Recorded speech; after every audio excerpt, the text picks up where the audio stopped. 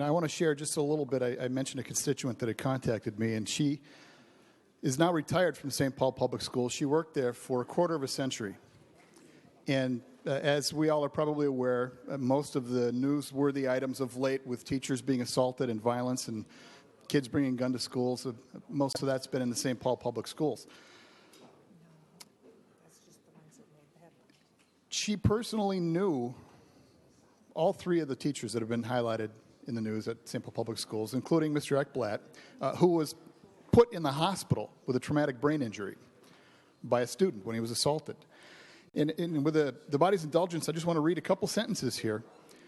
She said, "There is little accountability from administration when it comes to physical harm to staff and teachers. Many times over the course of my work, I heard from teachers and support staff they were told not to contact police. If they were hurt, just fill out a workers' comp form." So it would appear that there's some discretionary problems with the administration. Now, for those that say, well, that's just one anecdotal example of one lady that happens to live north of the cities, let's look at the situation with Mr. Ekblatt. Mr. Ekblatt sued St. Paul Public Schools because he claims the school knew that they were dangerous students and allowed for a dangerous work environment for him. Now, the situation there, for those that aren't familiar with what happened with Mr. Ekblatt, there were two students in a physical altercation. Mr. Ekblatt attempted to intervene and break up a fight, essentially. Now, we all know that if he had sat there and watched one child pummel the other, that probably everyone in this room and everyone on the school board and everyone in the state would go, that's a bad thing.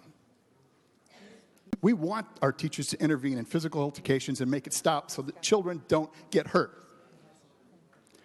So I think we would agree that he did the right thing in trying to break up a fight.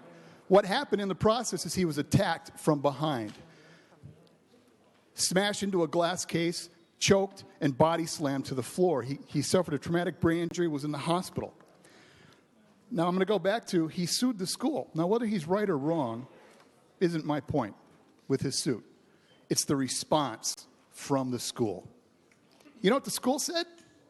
It's his own darn fault. Quote, his injuries, quote, were due to, caused, and solely the result of his own carelessness, negligence, fault, and other unlawful conduct. That's in their response to the suit.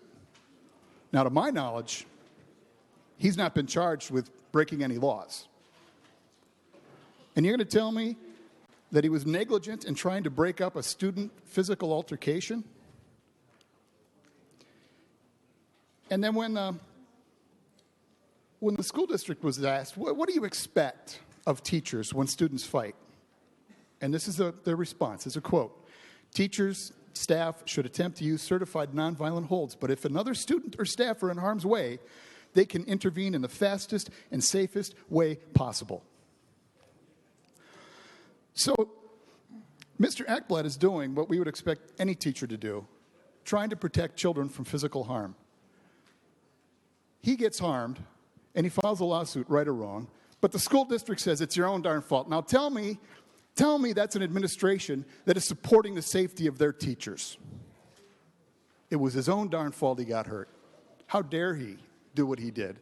He was careless and negligent. He broke the law.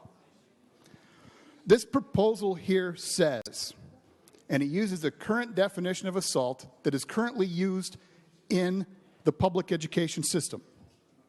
Assault against other school officials in sporting events.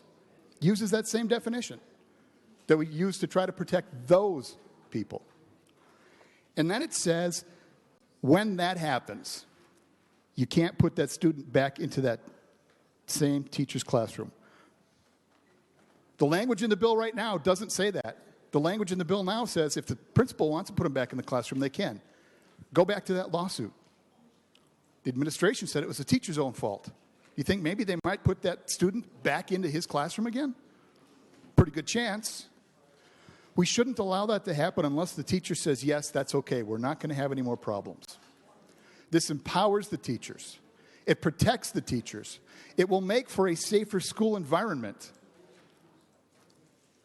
Please vote yes.